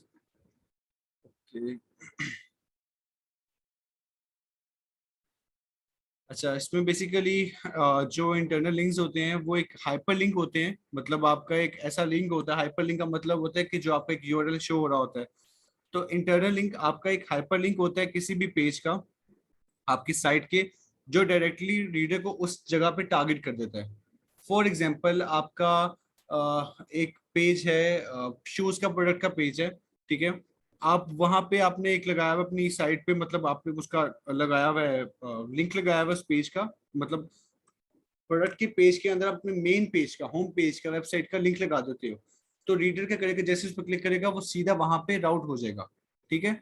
और जबकि क्या होता है कि जो एक्सटर्नल लिंक होता है, वो एक्सटर्नल लिंक से रीडर किसी दूसरी वेबसाइट पे राउट हो जाता है। दूसरी वेबसाइट से कंसर्न ये है कि फॉर एग्जांपल आप एक वेबसाइट पे हो, फॉर एग्जांपल आप हो अपनी आपकी एक वेबसाइट है, मैं इसकी एग्जांपल देता हूँ। आप फॉर एग्जांपल फेसबुक पे हो, ठीक है। फेसबुक पे आप मार्केट प्लेस में हो, मार्केट प्लेस में आपने एक लिंक लगाया हुआ है अपनी वेबसाइट का। अब आपने वेबसाइट पे, फेसबुक एक डिफरेंट वेबसाइट है, मतलब एक डिफरेंट सोशल प्लेटफॉर्म है, वेबसाइट तो नहीं है, डिफरेंट सोशल प्लेटफॉर्म है, लेकिन let's consider Facebook as a website, है नहीं लेकिन कंसीडर कर लेते हैं। अब अगर आपने फेसबुक के अंदर आपने एक मार्केट प्लेस के अंदर बटन के अंदर आपने लिंक लगाया हुआ है, तो वो जैसे ही लिंक पे क्लिक करेगा वो आपकी वेबसाइट पे चला जाएगा, मतलब वो एक डिफरेंट वेबसाइट से आपकी वेबसाइट पे चला गया रीडर डायरेक्टली। ठीक है। तो ये होता है एक्सटर्नल लिंक, आप एक्सटर्नली इसे भेज रहे हो। इंटरनल का मतलब होता है कि मैं आपकी वेबसाइट पे आया, मैंने आपकी वेबसाइट पर प्रोडक्ट पेज पे गया, आपका प्रोडक्ट पेज देखा, उसके बाद मैं वहां पे लिंक पे क्लिक करता हूँ तो वो मुझे होम पेज पे वापस ले जाए, तो ये होता है इंटरनल लिंक। सो ये था इंटरनल और एक्सटर्नल लिंक। और आई होप कि अब आप में से किसी को भी कंसर्न ऐसा नहीं रहा होगा। Let me recall all of you. So हमारे पास जो इस वक्त पार्टिसिपेंट्स हैं यहाँ, आप लोगों को शो भी शायद हो रहा हो। Ehsan, Basit, Bushra, Farhad, Kashif, Usman, Nadeem, Raheela, Rahmat, Sajida, Basim and Yusuf and etcetera, and sorry Syed Mohammad, Muntazar Mehdi. I hope कि आप सारों को समझ में आ गई होगी। एक का कंसर्न रेज हुआ है, दैट इज सॉरी, मेरे से गलती से हो गए हैं नीचे, ये काशिफ का। सो काशिफ का एक कंसर्न है। Kashif, do let me know what is your concern, I will try my best to answer your query. Sir मेरा हेलो। मेरा कंसर्न ये आवाज़ आ रही है सर मेरी? जी जी, अब आपकी आवाज आ रही है। सर, जब डैम में जो इंस्टॉल कर लेते हैं ना, तो जब क्या एच करते हैं? पी डैम को इंस्टॉल कर लेते हैं ना हम, एच पी जी जी। डॉक्स में जब फोल्डर क्रिएट करते हैं टेस्ट का, जैसे आपने क्रिएट किया था, हाँ जी। तो उसके बाद जो है हम वर्डप्रेस पे चले जाते हैं, फिर सारा डेटाबेस भी क्रिएट कर लेते हैं। उसके बाद अगर सर दूसरा कोई वेबसाइट बनाने के लिए अगर कोई और फोल्डर क्रिएट करना हो, तो क्या पिछले वाला जो आपका टेस्ट का था वो डिलीट नहीं नहीं करना नहीं पड़ेगा या वापस? नहीं, वो डिलीट नहीं करना पड़ेगा। वो डिलीट इसलिए नहीं करना पड़ेगा क्योंकि उसका फोल्डर का लिंक, मतलब उस फोल्डर का उस दूसरे नए फोल्डर से कोई कंसर्न ही नहीं होगा, क्योंकि उसका डेटाबेस भी डिफरेंट ही होगा। मैं आपको एक एग्जांपल देता हूँ इसकी, मैं आपको एग्जांपल करके दिखाता हूँ इसकी। अब मेरे पास इस वक्त करंटली आई गेस किस में होगा, ये सी में ही होगा। ये मेरे पास जैम का फोल्डर है, मैं इसमें रन कर लेता हूँ जैम के कंट्रोल एग्जीक्यूशन को रन कर देता हूँ यहाँ पे। इसको स्टार्ट किया, इसको भी स्टार्ट कर। अब आप देख रहे होंगे कि मेरे पास दोनों ग्रीन लाइट हो गए, मतलब मैं इसको यूज कर सकता हूँ। ठीक है। बस बस ये एसी डॉक्स के फोल्डर में मैं गया, यहाँ पे मेरे पास ऑलरेडी दो फोल्डर्स पड़े हुए हैं, एक डेमो पड़ा हुआ है, एक पीएफटीपी पड़ा हुआ है। ठीक है। बस अब मेरे पास वर्डप्रेस का मैं देखता हूँ कि मेरे पास कोई फोल्डर पड़ा हो एक्स्ट्रा, तो मैं उसको देखता हूँ। यहाँ पे होप सो वर्डप्रेस का कुछ पड़ा हो,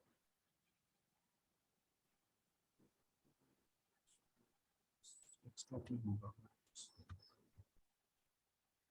सर्च इट आउट।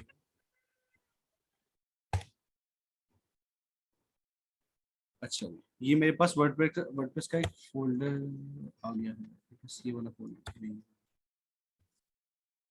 पूरी मुझे एग्जीक्यूशन फाइल चाहिए, वर्डप्रेस का फोल्डर इसमें से होगा, इसमें से वर्डप्रेस का फोल्डर कौन सा है? मुझे लगता है कि मुझे डाउनलोड करना पड़ेगा नया folder, but I try my best कि मुझे ना करना पड़े डाउनलोड।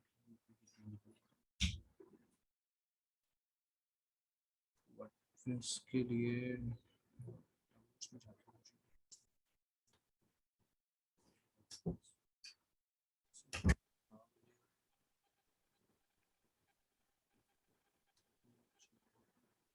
याद नहीं वर्डप्रेस।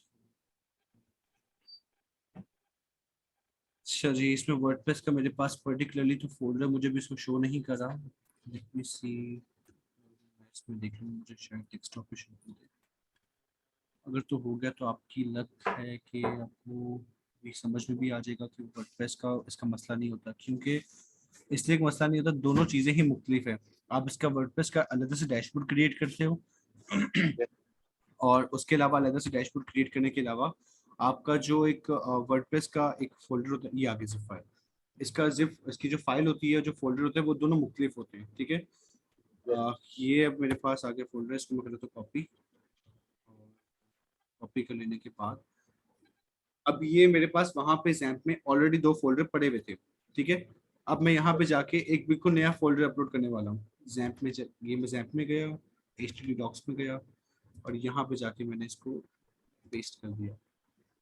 अब मेरा ये वाला फोल्डर पेस्ट हो रहा है। मैंने पिछला कोई भी डिलीट नहीं किया। मैं इसका नाम रख देता हूँ स्टूडेंट। ठीक है, इसका मैंने नाम रख दिया स्टूडेंट। अब मैं यहाँ पे जाऊंगा गूगल के ऊपर, यहाँ पे जाऊंगा और यहाँ पे लिखूंगा लोकल होस्ट 80/स्टूडेंट। ठीक है, और ये मेरे पास अभी देखें पिछले 2 फोल्डर मेरे पास ऑलरेडी क्रिएटेड पड़े हुए हैं और यहाँ पे मैंने एक नया फोल्डर क्रिएट किया। ठीक है, और मतलब एक नया वो फोल्डर लगाया और उसने मुझे यहाँ पे ये वाली ऑप्शन दे दी कि आप अपना दोबारा से सारा अकाउंट क्रिएट करें वेबसाइट के लिए। तो मैं इसको सारा से शुरू से टर्न करूंगा और इसको सारा बनाना शुरू कर दूंगा। यहाँ मैं डेटाबेस का नेम लिखूंगा, यहाँ पे मैं यूजर नेम लिखूंगा, यहाँ पासवर्ड नेम मतलब पासवर्ड और सारा कुछ। अब मुझे आप लोगों से मेरा एक सवाल है, मुझे ये बताएं कि यूजर नेम में मुझे क्या लिखना चाहिए?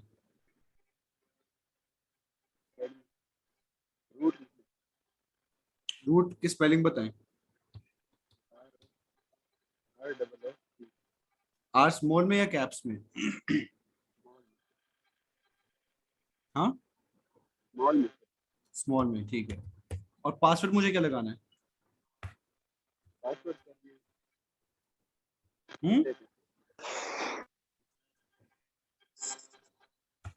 पासवर्ड क्या लगाना है?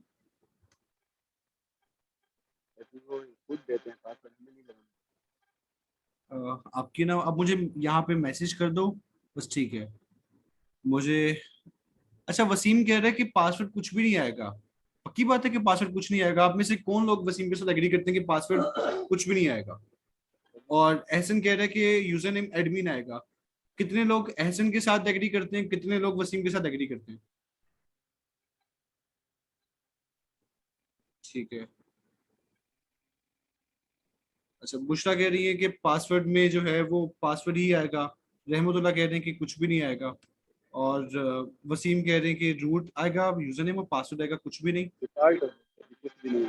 अच्छा, कुछ यूसुफ सॉरी क्या नाम है आपका, काशिफ, आप क्या कह रहे हो? डिफॉल्ट आएगा, मतलब कुछ भी नहीं आएगा पासवर्ड, आप ये कहना चाह रहे हो? ठीक है, तो मतलब आप लोग सारे ये कहना चाह रहे हैं कुछ नहीं आएगा। बुशरा यहाँ पे एक्चुअली में पासवर्ड नहीं लिखा जाएगा, यहाँ पे कुछ नहीं आएगा। एसन यूजर नेम में आप अभी एडमिन नहीं लिखोगे, आप यहाँ पे लिखोगे यूजर नेम में रूट, क्योंकि अगर आप एडमिन लिखोगे तो वो आपका डेटाबेस के साथ कनेक्शन नहीं देगा। आपने यहाँ पे लिखना है ये रूट, और यूजर नेम में आपने एडमिन नहीं लिखना, और पासवर्ड में आपने पासवर्ड कुछ भी नहीं लिखना, मतलब खाली छोड़ देना उसको। मैं आप लोगों को करके दिखा देता हूँ इसका भी एक स्टेप। हाँ, बुशरा रख सकते हैं ये वाला नाम, एडमिन रख सकते हैं, लेकिन इसमें नहीं रख सकते। इसमें सिर्फ रूट आएगा, इसके अलावा कुछ नहीं आएगा। मैं आपको करके दिखाता हूँ, इसमें तो खाली 0 आएगा। अच्छा, मैं एक क्रिएट कर देता हूँ लोकल होस्ट /80। अच्छा, मुझे ना वो भूल गया था, एक स्टूडेंट का कंसर्न आया था कि अगर हमारी फाइल हैक हो जाए तो हम इसका क्या सोल्यूशन करेंगे। मैं आपको वो भी बताता हूँ कि क्या करना चाहिए उसका। वैसे मैंने लेक्चर में बताया था कि आप लोग अपना जितना जितना सिस्टम, मतलब आप लोग जैसे जैसे काम करते जा रहे हो, आप लोगों ने उसका बैकअप लाजमी बनाना है।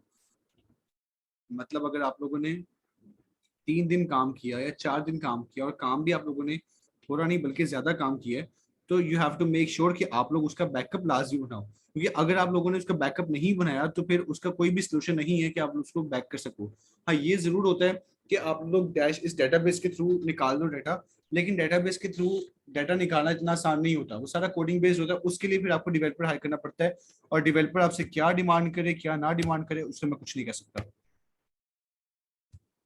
अच्छा, अब मैंने यहाँ पे डेटाबेस में नाम क्रिएट कर रहा हूँ ABAB, इसको मैंने कर दिया है क्रिएट।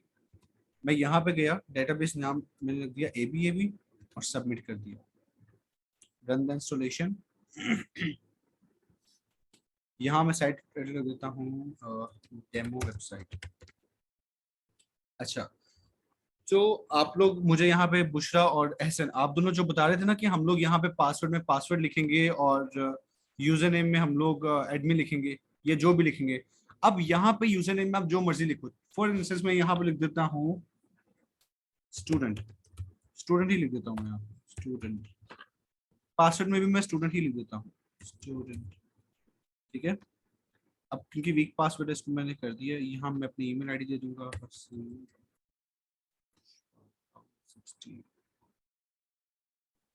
या 1016 नहीं है, ईमेल आईडी मेरी चलेगी ये वाली तो बंद है ईमेल आईडी, मैं कुछ भी रख देता हूँ, पीछे रख देता हूँ।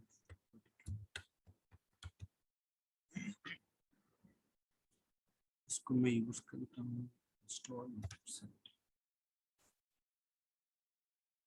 and here we go। So ये देखें जरा, इसको मैंने सेव किया, इसको लॉगिन किया, ये लॉगिन किया और मेरे पास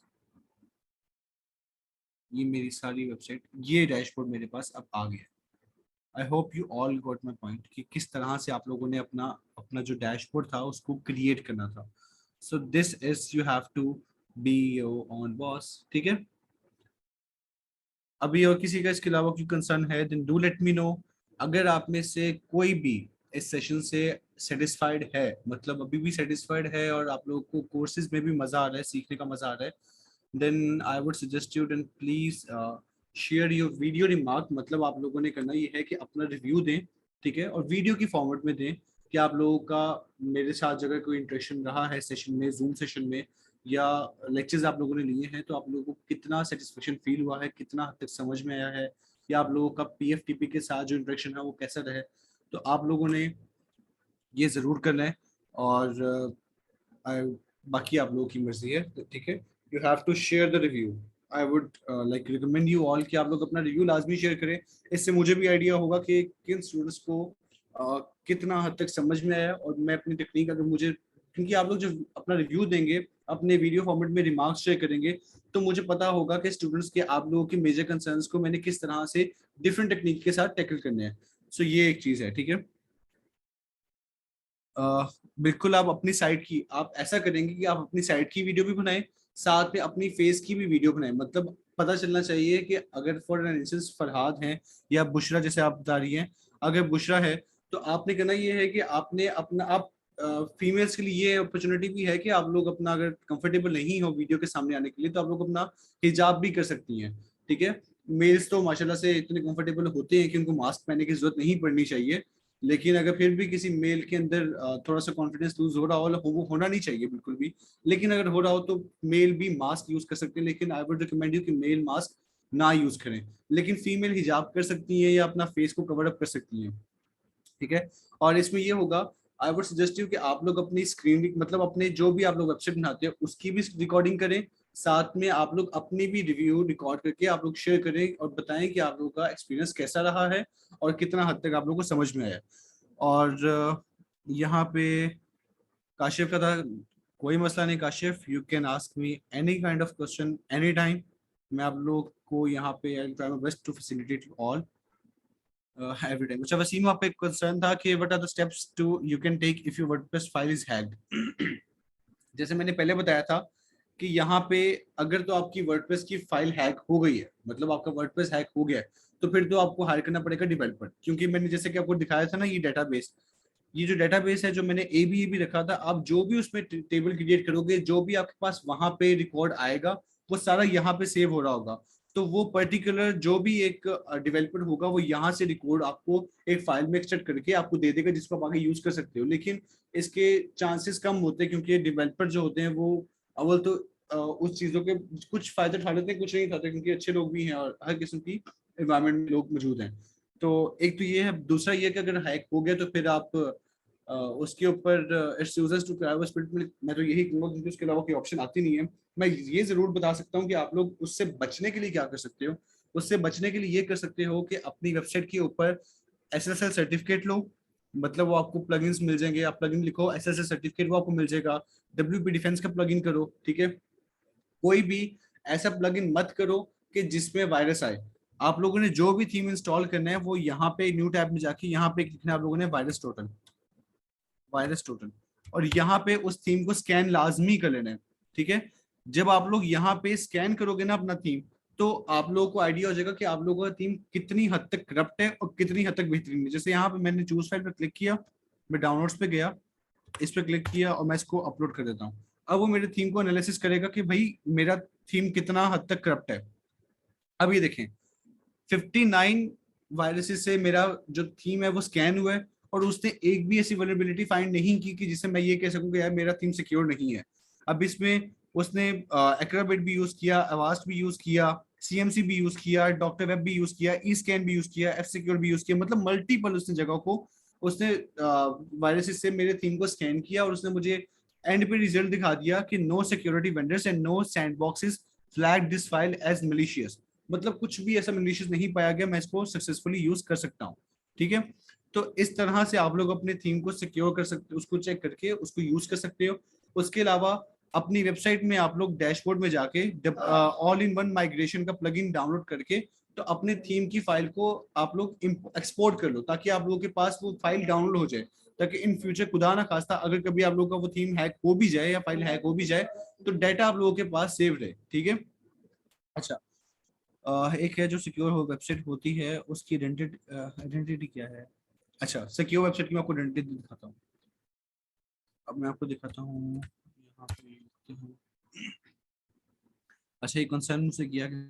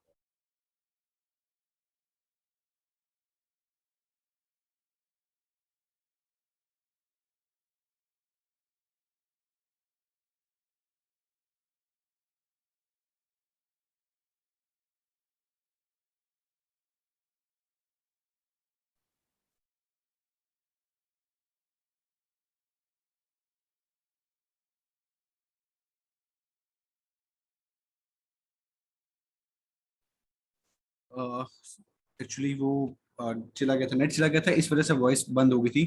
अब आप लोगों को आवाज आ रही मेरी?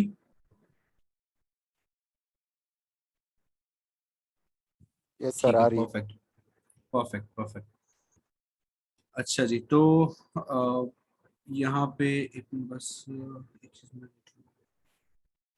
स्क्रीन शेयर बंद हो गया आई गेस। हाँ,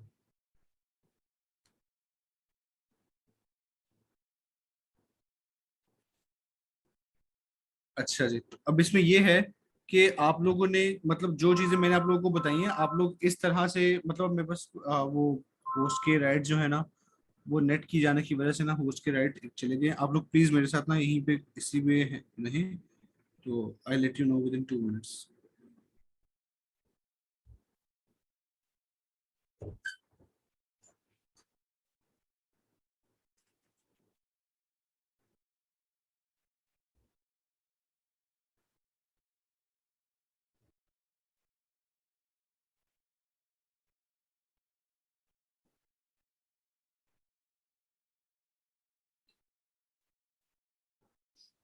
अच्छा, तो मैं आपको ये बता रहा था कि वहां पे आप लोगों ने देखा था कि क्या नाम है उसका, सिक्योरिटी का एक लॉग नजर आ रहा था। उस लॉग पे जैसे ही क्लिक किया तो उसने मुझे सारी डिटेल्स दे दी सर्टिफिकेट वगैरह की, डिफरेंट चीजों की। ठीक है, आगे सारी समझ आप लोगों को?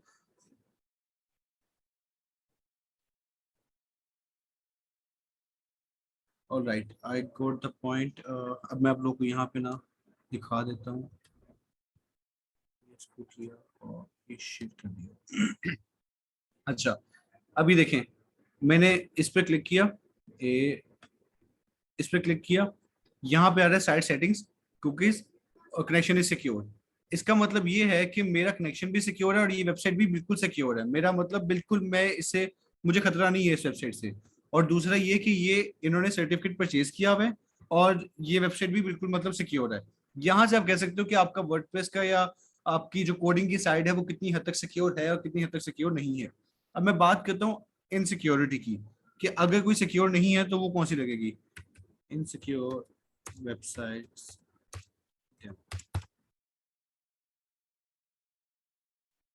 यहाँ पे माइट भी उनकी इमेजेस आ जाए। हाँ, ये आ गई। अच्छा, ये देखिए, जो इनसिक्योर होती है ना, मतलब जिनमें सर्टिफिकेट या तो एक्सपायर हो जाता है या फिर सर्टिफिकेट एक्सपायर होने के अलावा उनका सर्टिफिकेट वहां से रिमूव हो जाता है, या कोई ऐसी वल्नरेबिलिटी आ जाती है जिसके ऊपर काम हो रहा था तो उस वक्त सर्टिफिकेट को रिमूव किया गया हो, तो उस वक्त ये लिखा आता है नोट सिक्योर। ठीक है, लेकिन वेबसाइट समाउ सिक्योर होती है, सिक्योर होती है, लेकिन कभी कभी यहाँ पे लिखा आता है नोट सिक्योर। जब नोट सिक्योर लिखा है इसका मतलब है कि उसका सर्टिफिकेट डिसेबल हो गया है, एक्सपायर हो गया है।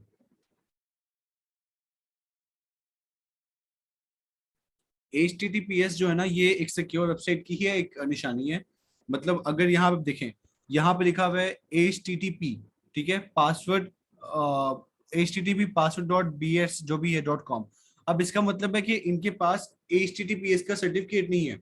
अगर तो आपके पास HTTPS नहीं है, इसका मतलब कि आपकी वेबसाइट सिक्योर नहीं है। अगर तो आपके पास HTTPS है तो फिर आपकी वेबसाइट सिक्योर है। अब देखें, आपने नोटिस किया होगा जितने की भी आगे यहाँ पे लॉक लगा होगा उन सब के आगे HTTPS लिखा होगा, किसी की भी आगे HTTP नहीं लिखा होगा। क्यों? क्योंकि ये सारी सिक्योर हैं, और जो सिक्योर नहीं होंगी वहां पे उनके आगे HTTP लिखा होगा। फॉर एन इंस्टेंस, अभी देखिए, मैं अपने डैशबोर्ड में गया, लोकल होस्ट था, यहाँ पे लिखा हुआ है HTTP। ये सिक्योर क्यों नहीं है? क्योंकि मैंने अभी तक इसको अपना सर्टिफिकेट ही नहीं प्रोवाइड किया किसी को भी। अगर मेरे इसका सर्वर का ये देखें, your connection to this site is not secure. ठीक है, तो अगर मेरे वेबसाइट का सर्टिफिकेट मैंने जब तक दिया ही नहीं हुआ तो मेरे उसने मुझे सर्टिफिकेट ना दिए ना उसने मेरी वेबसाइट को सिक्योर किया। इसका मतलब है कि वो वल्नरेबल है मेरी वेबसाइट, कि अगर कोई भी हैकर मेरे घर में आके या मेरी वेबसाइट को हैक करना चाहे लोकल होस्ट के थ्रू, तो वो हैक कर सकता है, लेकिन मैं उसको करने नहीं दूंगा क्योंकि मेरे वेबसाइट पे ऐसा कुछ है ही नहीं काम वाला। अच्छा जी, बासित का एक कंसर्न है, सर्टिफिकेट फ्री में मिल जाता है। बासित सर्टिफिकेट फ्री में मिल जाता है, लेकिन अगर आपका बिजनेस स्मॉल है तो फिर वो फ्री सर्टिफिकेट आपके लिए काम कर जाता है। लेकिन मैं आपको इस एग्जांपल देता हूँ। आप एक बॉडीगार्ड को हायर करते हो अपने लिए, अपनी पर्सनल, अपनी हिफाजत के लिए। अब जो बॉडीगार्ड आपने अपने लिए हायर किया है, एक बॉडीगार्ड वो है जो वाकई में जिसकी बॉडी बनी हुई है, जो जिसके अंदर कोई जान भी है, कोई तगड़ा बॉडीगार्ड है, जिसको एक्चुअली में बॉडीगार्ड कहते हैं। और एक बॉडीगार्ड वो है कि जिसकी ढीली सी पैंट है, ढीली सी शर्ट है, और हाथ में उसने पिस्टल पकड़ी हुई, उसको चलाने तक आती नहीं सी तरह से, लेकिन बॉडीगार्ड है, इतना कर सकता है कि आपको अगर कोई हाथ लगाए तो वो हाथ लगाने से बचा सकता है, लेकिन मार कुटाई से नहीं बचा सकता। और दूसरा वो वाला बॉडी गार्ड है जो आपको, हाथ तो दूर की बात है, कोई आपको गुस्से से देखेगा भी तो वो उसको पकड़ लेगा कि भी तूने देखा किस नजर से है। तो दो इनमें फर्क होता है। ऐसे ही फ्री में और पेड में फर्क होता है। जो फ्री सर्टिफिकेट होता है वो आपको बचा तो लेता है, लेकिन बहुत एक माइनर लेवल पे बचाता है। मतलब अगर एक हैकर आपको मीडियम लेवल पे आपको हैक करने की कोशिश करता है तो आप उसको उससे बच नहीं सकते हो, क्योंकि इसमें हैकिंग में 3 लेवल्स होते हैं, इजी, मीडियम, हार्ड। वो आपको फ्री सर्टिफिकेट इजी लेवल तक बचा सकता है, मीडियम लेवल तक बचा नहीं सकता फ्री सर्टिफिकेट, और ना ही हार्ड लेवल पे तो फिर सवाल ही पैदा नहीं होता। जबकि जो पेड सर्टिफिकेट होता है वो आपको हार्ड, मीडियम और फ्री, इन तीनों पे सिक्योर करता है। ठीक है, अब कोई दूसरा कोई कंसर्न?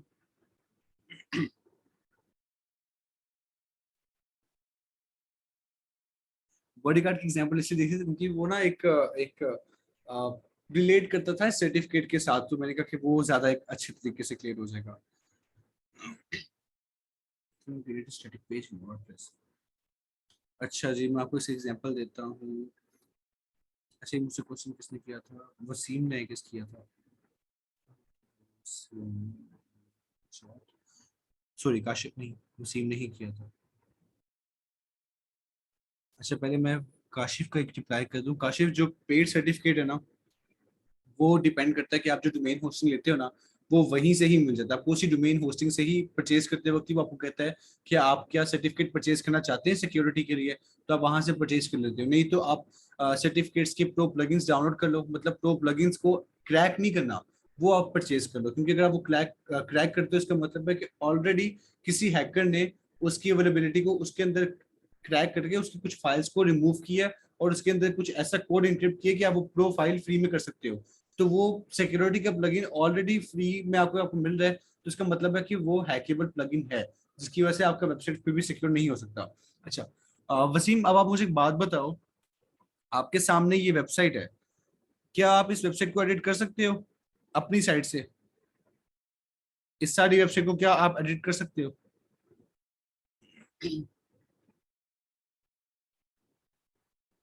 आपके पास राइट्स नहीं है, बिना राइट्स के बताना है कि मैंने आपको राइट्स नहीं दिए, और अब क्या आप इस वेबसाइट को एडिट कर सकते हो? So this is the static website, कि आप इसको एडिट नहीं कर सकते। डायनामिक में ये होगा कि आप अगर इसको एडिट कर सकते हो, आपके पास राइट्स हैं, आप इस अबाउट अस के बटन को, ये टैब को आप इंफॉर्मेशन के साथ शफल कर दो, या आप अबाउट अस के बटन को, ये टैब को शफल कर दो, एफिलिएट पार्टनर के साथ शफल कर दो, तो आपके पास ये अपॉर्चुनिटी आ जाती है कि आप उसको डायनामिकली जिस तरह से चाहो उस तरह से उसको चेंज कर सकते हो। तो वो हो जाती है डायनामिक, जिसमें आपके पास राइट्स होते हैं। तो ये वाली वेबसाइट आपके लिए स्टैटिक का काम करेगी, लेकिन अगर आपके पास के राइट्स आ जाएंगे और फिर आप इसके अंदर चेंजिंग कर सको, तो फिर ये आपके लिए डायनामिक वेबसाइट है। I hope you got my point. और किसी का कोई कंसर्न?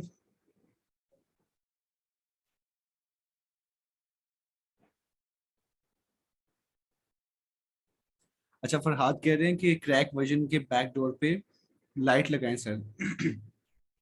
लाइट लगाने का क्या फायदा जब आपको बॉडीगार्ड ही नहीं, कोई बॉडीगार्ड ही नहीं आपके पास है, कौन बचाएगा आपको उससे?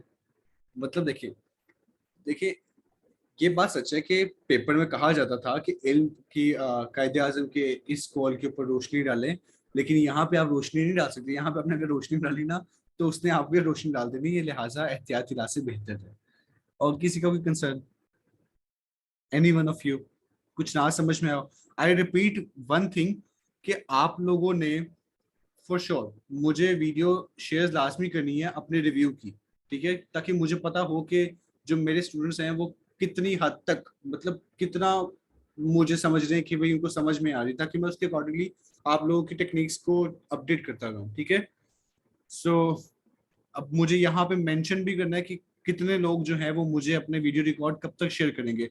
मुझे वीडियो रिकॉर्ड शेयर करने के लिए आप लोगों ने जो PFTP के ऑफिशियल नंबर्स है ना, 0303 432 1118, ये आपको वेबसाइट के ऑफिशियल से मिल जाएंगे, या 0318 432 1118, ये नंबर लिखे हुए हैं।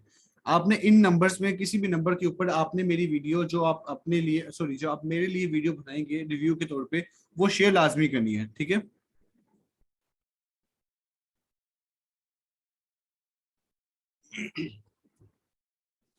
अच्छा, सबसे पहले मैं वसीम का जवाब दे दूं, उसके बाद उस्मान मैं आपको रिप्लाई करूंगा।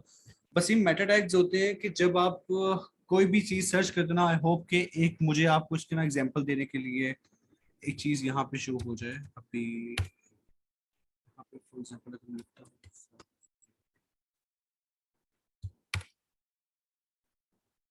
अभी देखिए मैंने लिखा है साइबर सिक्योरिटी, ठीक है। साइबर सिक्योरिटी लिखने से ये वाली एक मेरे सामने www.smollett.com ये एक ऐड आ गई। अब इस स्मॉलेट के अंदर एक मेटा टैग यूज हुआ था कि अगर कोई भी बंदा साइबर सिक्योरिटी का वर्ड लिखे, तो तुमने साइबर सिक्योरिटी वाले वर्ड जैसे ही तुम्हें शो हो जाए, तो तुमने उसको या इस फॉन्ट में या इस स्टाइल में लिखा जाए, तो तुमने उसको उसी वक्त ही मेरी ये वाली ऐड दिखा देनी है, ठीक है। और अब मैंने लिखा खाली साइबर सिक्योरिटी, यहाँ पे आ गया itgovernance.co.uk, उसके अलावा डिफरेंट इंस्टीट्यूट्स आ गए, kaspersky.com आ गया, ठीक है, cisco.com आ गया, techtarget.com आ गया। अब इन्होंने क्या किया होता है, इन्होंने साइबर सिक्योरिटी का वर्ड अपने हर पेज में हर जगह पे यूज किया होता है। वो खाली साइबर सिक्योरिटी का वर्ड उनको रैंक करना शुरू कर देता है, और उसकी रैंकिंग से वो गूगल के ऊपर अपीयरेंस दिखा देती है। अच्छा जी, उसके बाद उस्मान का था कि गवर्नमेंट टैक्स लगा रही है। Usman, there is no need to worry at all. आपने बस स्टार्ट लेना है। Once you become the freelancer, फिर आपके पास एक नहीं, फिर आपके पास मल्टीपल फ्रीलांस वो प्रोजेक्ट्स आएंगे, क्लाइंट्स आएंगे। क्योंकि सिर्फ स्टार्टिंग में आपको थोड़ा सा फील होगा कि 30% टैक्स लग गया, मेरे पास कितना आएगा या सो है जो भी है। लेकिन एक दफा जब आपके पास बल्क में क्लाइंट्स आना शुरू होंगे ना, तो आप खुद कंफ्यूज हो जाओगे कि यार मेरे पास इतना ऑर्डर आ गया, मैं इसको कैसे कवर अप करूँ, मैं इसको कैसे टैकल करूँ। लेकिन मेक श्योर कि do not lose your hope. अगर आपको फॉर एग्जाम्पल आप 1 महीना, 2 महीने, 6 महीने तक भी स्ट्रगल कर रहे हो, क्लाइंट नहीं आ रहा, अपनी हर रोज टेक्निक बदल जाओ। इसकी भी एग्जाम्पल मैं आपको एक दूंगा। आपके पास एक स्विच है मोबाइल का, आपके पास चार्जर है मोबाइल का, आप उसको एक स्लॉट में लगाते हो, आप मोबाइल को साथ में चार्जिंग पे लगाते हो, आपको मोबाइल चार्ज नहीं कर रहा, आप उसको थोड़ा सा आगे की तरफ, फॉरवर्ड की तरफ उसको टिल्ट करते हो या उसको घुमाते हो, तो वो थोड़ा सा चार्जिंग देता है, लेकिन फिर लूज हो जाता है। फिर आप उसको अप एंड डाउन की तरफ उसको मूव करते हो, वो फिर थोड़ी सी चार्जिंग देता है, थोड़ा स्पार्क देता है, फिर खत्म कर देता है। फिर क्या करता है, आप उसको निकालते हो, स्लॉट चेंज कर देते हो, मतलब आप वो चार्जर का जो स्लॉट होता है वो चेंज ही कर देते हो। फिर आप चार्जर का स्लॉट चेंज करने के बाद दूसरे पे लगाते हो, वहां पे आप उसको एडजस्ट करने की कोशिश करते हो। फिर आप मोबाइल के ऊपर अपने उसको चार्जर की जो पिन होती है उसको चेंज करने की कोशिश करते हो। लेकिन एक टाइम ऐसा आता है कि जब आपका मोबाइल चार्जिंग की जो पावर होती है उसको पकड़ लेता है और फिर उससे चार्ज होना शुरू हो जाता है।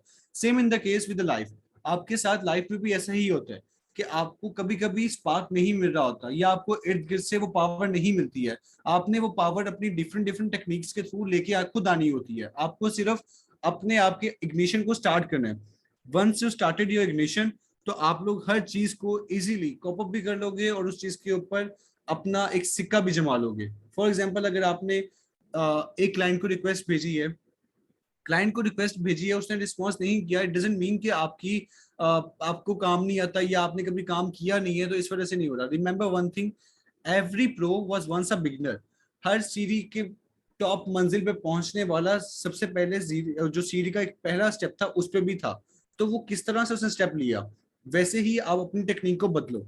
अगर एक रेस होती है ना, तो रेस में जो पहले नंबर पे होता है वो कहते हैं कि यार मैं दूसरे नंबर पे आ रहा हूँ, लिहाजा अगर फॉर एग्जांपल 3 लोग भाग रहे हैं एक रेस में, पहले नंबर वाला उसकी थोड़ी सी स्पीड डाउन स्लो हो जाती है, तो वो साथ ही अपनी ट्रिक चेंज कर लेगा। जो दूसरे नंबर पे होगा, अगर वो ये देखे कि यार पहले वाले ने मतलब पहले तेज भाग रहा था, अब आहिस्ता होकर तेज भागते, फिर आहिस्ता होकर तेज भागते, तो मैं भी ऐसे करूंगा तो मैं शायद पहले नंबर पे आ जाऊं, तो वो नहीं आ सकेगा। क्यों? क्योंकि वो सेम टेक्निक फॉलो करे पहले वाले की। तो पहले वाले के साथ अगर वो सेम टेक्निक फॉलो करेगा तो वो उसी स्टेज पे रहेगा जहां पे वो है। लिहाजा उसको अपनी टेक्निक्स को अपडेट करना पड़ेगा। इसी तरह आप लोग भी खुद को अपडेट करते रहो लाइफ के साथ साथ, और हर चीज के ऊपर डट के रहो। And I know one day आप सारे ड्रॉप करोगे। और अब मेजरली किसी और का कोई कंसर्न है then do let me know. और बुशरा, क्योंकि आपका यहाँ पे कंसर्न था कि आपके एग्जाम्स चल रहे हैं, आई wish you all the very best. आप अच्छे से अपने एग्जाम्स की तैयारी करें और अच्छे से जो है अपना एक पेपर की तैयारी करने के बाद पेपर्स में अपना अपीयरेंस दिखाएं। लेकिन रिमेंबर वन थिंग, पेपर में पूरे नंबर लेना हुनर नहीं होता। हुनर ये है कि आपने जो उस पेपर की तैयारी में कितना हद तक सीखा है, आपने याद कितना किया और आपने समझा कितना, क्योंकि समझने में और याद करने में बड़ा फर्क होता है। लिहाजा आप अच्छे से इसकी तैयारी कीजिएगा। अच्छा, हम लोग इस केस में वर्डप्रेस को क्लाइंट को वर्डप्रेस रिकमेंड नहीं करते जब हमें क्लाइंट ये कहता है कि मुझे ई कॉमर्स का स्टोर बनाना है, और मेरे पास जो है मुझे वहीं पे सारे क्लाइंट्स चाहिए, मतलब ई कॉमर्स की वेबसाइट पे ही, मतलब मेरा एक वर्डप्रेस की वेबसाइट है, मैंने अपना ई कॉमर्स का स्टोर बनाया, मुझे वहीं पे सारे मेरे क्लाइंट्स चाहिए, और जितने भी मेरे क्लाइंट्स मुझ तक आएंगे, मुझे चाहिए ये है कि उनका सारा रिकॉर्ड मेरे पास वर्डप्रेस में ही आए। वो आपसे ये कहता है। अब अगर फॉर एग्जांपल 1000 क्लाइंट्स उसके पास आ जाएंगे तो उसकी तो पूरी वर्डप्रेस की वेबसाइट ही बैठ जाएगी, क्योंकि आपकी वर्डप्रेस की वेबसाइट मैक्सिमम होनी चाहिए तो वो 400 to 500 MB की होनी चाहिए, इससे ज्यादा नहीं होनी चाहिए। तो अगर वो 1 GB भी चली जाएगी वो तो वेबसाइट ही आपकी पूरी बैठ जाएगी। तो इस वजह से तब हम रिकमेंड नहीं करते। उसके अलावा हम रिकमेंड तब नहीं करते जब उसका जो बिजनेस मॉडल है वो बहुत एक हाई लेवल का है और वेबसाइट की वो सिक्योरिटी इतनी नहीं अलाउ कर रहा, तो फिर हम उसको क्लाइंट्स को वर्डप्रेस अलाउ नहीं, उसको कहते हैं कि आप ना वर्डप्रेस पे काम करना है। या तब हम उसे कहते हैं जब वो कहता है कि हमें कोई भी एक लर्निंग प्लेटफॉर्म पे जाना है और मुझे सारा कुछ यहीं भी चाहिए, जैसे कि मैंने बिल्कुल पहले बात की, वो कहते हैं कि मुझे सारा कुछ यहीं पे मेरा काम वगैरह चाहिए, तब हम उसको रिकमेंड नहीं करते। सो अच्छा, सेशन तो अब होते रहेंगे, ठीक है। It's 4:24 now. I have to go क्योंकि अभी हमारा सेशन भी अल्हम्दुलिल्लाह 1 घंटा तकरीबन 1.5 घंटे का चला है। आई होप कि बहुत सारे आप लोगों की कंसर्न्स क्लियर हुए होंगे। अगर नहीं क्लियर हुए तो फिर कोई बात नहीं, हम नेक्स्ट तक बचा के रख लेते हैं। ठीक है, till then I wish you all the very best. Be sincere with your work and be sincere with your task, be sincere with your own self. तो फिर आप लोगों से जल्द ही मुलाकात होगी। Till then I wish you all the very best and अच्छे से काम करके अच्छा सा रिव्यू भी देना है। ठीक है, टिल देन ओके, अल्लाह हाफिज़।